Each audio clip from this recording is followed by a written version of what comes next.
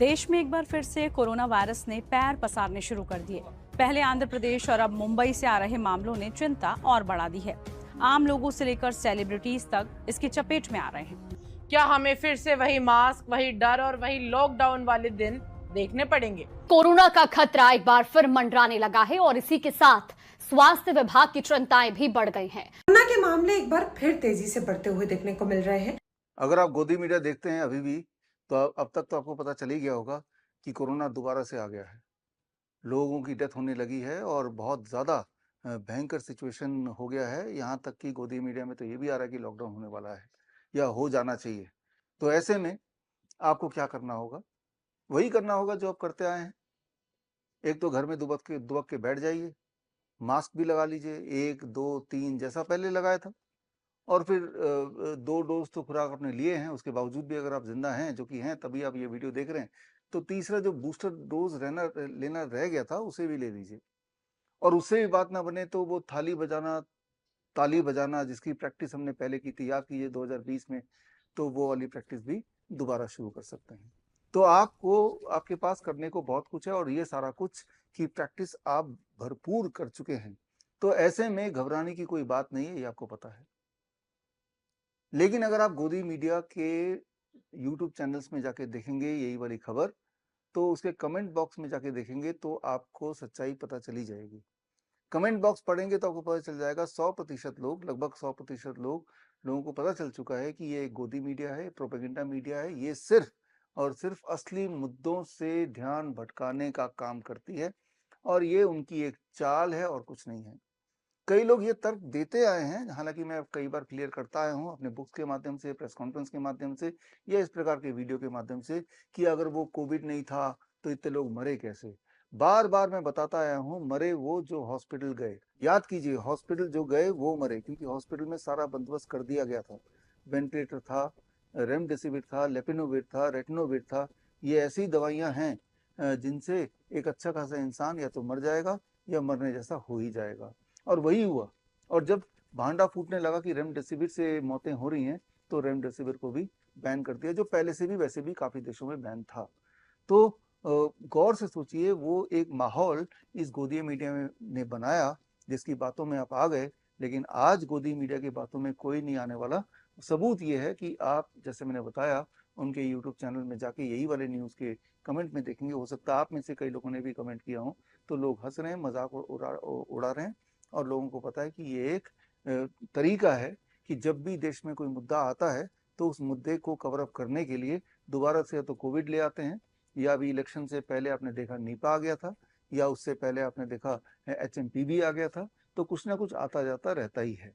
तो असली में मुद्दा ये होना चाहिए, याद कीजिए, जब आपने कोविड के 2 वैक्सीन लगाए, उससे पहले से ही मैंने आपको बताया था, 2020 की बात मैं कर रहा हूँ, कि ये वैक्सीन आएगा, ये आपके शरीर में एक जहर की तरह काम करेगा। इससे कार्डियक अरेस्ट, हार्ट अटैक तो होंगे ही, और कई सारी और बीमारियां भी कई गुना बढ़ जाएंगे। और जो आज आप झेल ही रहे हैं, अब आपके बॉडी में एक पॉइजन है जो कि फैल चुका है कोविड वैक्सीन के बहाने से। तो वैसे ही एक मुद्दा उतना बड़ा भी नहीं है। तब तो बात थी आपके जान और माल की, जिसको लेके धो ही रहे हैं। कोविड वैक्सीन का नुकसान आपके शरीर में हो ही रहा है। जैसा आपको पता है, मैंने पहले भी बताया था, मेरी किताब वैक्सीनेटेड टू डेथ, जिसमें 3,500 रिसर्च पेपर ये बार बार साबित करते हैं कि वो कोविड वैक्सीन का ही कमाल है कि chronic kidney disease, cancer, heart disease, diabetes या फाइब्रोमाइल्जिया, पूरे बॉडी में दर्द रहना, अचानक कोई बेहोश हो जाना या मर जाना, ये सारी चीज़ों का श्रेय सिर्फ और सिर्फ कोविड वैक्सीन को ही जाता है। तो वो पॉइजन आपको बताया गया कि आपके लिए बड़ा अच्छा है और वो आप लीजिए। आपने बिना किसी शक के उसको अपनाया और आज उसे भुगत रहे हैं। तो वैसे ही एक माहौल अभी बन रहा है। यहाँ मैं बात कर रहा हूँ इथेनॉल की, E20 पेट्रोल की बात कर रहा हूँ। आप अपने आसपास देख ही रहे हैं, जिनके पास पेट्रोल की गाड़ियाँ हैं या बाइक्स हैं, उन या तो बाइक खराब हो जा रही है या फिर वो उसकी एवरेज कम हो रही है। तो अब वही वाला तर्क दोबारा से सामने आ सकता है कि अगर कोविड वैक्सीन इतना नुकसानदेह होता तो सारे लोग क्यों नहीं मर गए, सारे लोग क्यों नहीं बीमार पड़ गए। तो अगर इथेनॉल, ये जो E20 पेट्रोल है, अगर इतना नुकसानदेह होता तो सड़क में तो सारी गाड़ियां एक साथ रुक जानी चाहिए थी। ऐसा क्यों नहीं हुआ? देखिए, यहाँ पे समझना होगा कि हर गाड़ी में ये जो पेट्रोल है E20 वो एक ही तरह से असर नहीं करेगा, क्योंकि हर इंसान का जो गाड़ी चलाने का तरीका है वो अलग-अलग है, गाड़ी को मेंटेनेंस करने का तरीका वो भी अलग-अलग है, और कितनी देर गाड़ी चलाता है लगातार बिना रुके वो भी अलग-अलग है।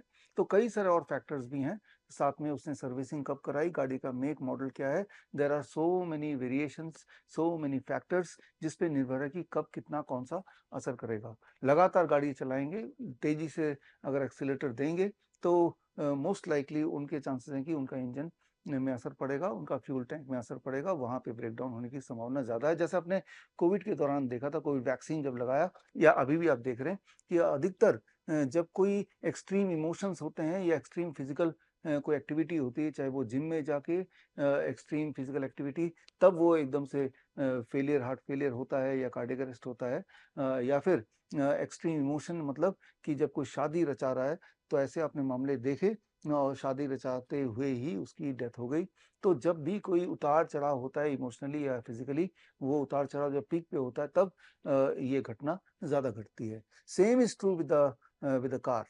और अब यहाँ पे सवाल आता है कि अगर वाक़ई में इस कार को देश के कारों को, बाइक को नुकसान हो रहा है, तो ये जो मैन्युफैक्चरिंग जो सेक्टर है, चाहे वो कार मेकर्स हो या बाइक मेकर हो, वो आवाज़ क्यों नहीं उठा रहे कि हमारी गाड़ियाँ जो हमने अच्छी बनाई थी पेट्रोल के लिए या E10 के लिए, वो E20 डालने से खराब हो रही हैं, तो उनका नाम भी खराब हो रहा है। देखिए, वो नहीं बोलेंगे, क्योंकि अल्टीमेटली उन्हीं को फ़ायदा होने वाला है। एक तो वो वैसे ही दबाव में है, वो बोलते ही नहीं है। आपने देखा कि कितने लोग हैं जो कोविड के बारे में, कोविड वैक्सीन के बारे में आवाज़ उठाई। दबाव में लोग हैं, वो लोग भी दबाव में हैं, वो तो एक बात है ही, but at the end of the day फ़ायदा उनको ही होने वाला है। क्योंकि जब आपकी गाड़ी खराब होगी, आप में से कई लोगों की गाड़ी का एवरेज भी कम हो गया होगा या खराब हो ही गया होगा। तो क्या करेंगे आप? पैदल चलेंगे क्या? अल्टीमेटली आप दूसरी गाड़ी खरीदेंगे ही खरीदेंगे, आज नहीं तो कल खरीदेंगे। तो यानी कि गाड़ियों की जो बिक्री है, वो अल्टीमेटली बढ़ने ही वाली है। तो उनको फ़र्क नहीं पड़ता, उनको सिर्फ वेट कर रहे हैं कि जैसे-जैसे जिनकी गाड़ी खराब होगी, आपको तो पता ही है, ये हमारे बेसिक कमोडिटी है, जिसके बिना हमारा दिनचर्या, हमारा लाइफ़स्टाइल वहीं के वहीं रुक जाएगी, चलेगी ही नहीं। इसलिए आज नहीं तो कल गाड़ी खराब होने के बावजूद भी, और अगली गाड़ी जो खरीदेंगे उसमें भी खतरा मंडराएगा कि दोबारा से यही वाला पेट्रोल डालेंगे, तो दोबारा से खतरा होगा। जिस तरह से आपको पता ही है कि आपने कोविड वैक्सीन का पहला डोज़ लगाया और उसके बाद थोड़ा बहुत खतरा का एहसास हुआ, फिर भी दूसरा लगाया, और मैं जानता हूँ, ये जो गोदी मीडिया है, ये बार-बार अगर आपके टीवी स्क्रीन पे चला दे और आप भी तसल्ली से गोदी मीडिया देख ही रहे हैं, तो आपके दिमाग में प्रभाव पड़ेगा। In spite of the fact earlier truth, जो आप सही रहे हैं कि कोविड वैक्सीन के लगाने के बाद जो हालत हुई है, तब भी आप मोस्ट लाइकली तीसरा डोज़ भी लगाने की सोच ही लेंगे। ये माहौल ही ऐसा है, ये दिमाग ही ऐसे काम करता है। हमारा दिमाग ठप हो चुका है। जब हमने अपने शरीर में जब पॉइज़न दिया कोविड वैक्सीन के नाम पे, तब जब आवाज़ नहीं उठाई, तो अब तो गाड़ी में अगर पॉइज़न डालेगा, तो कोई तो आवाज़ हम क्यों उठाएँगे? तो मैं तो कोई उम्मीद नहीं कर रहा हूँ कि कोई आवाज़ उठाएगा, उठाने की ज़रूरत भी नहीं है, और क्योंकि सहने की आदत हो ही चुकी है। ताली बजाइए, थाली बजाइए, शायद आपकी गाड़ी थोड़ी ठीक चल जाए।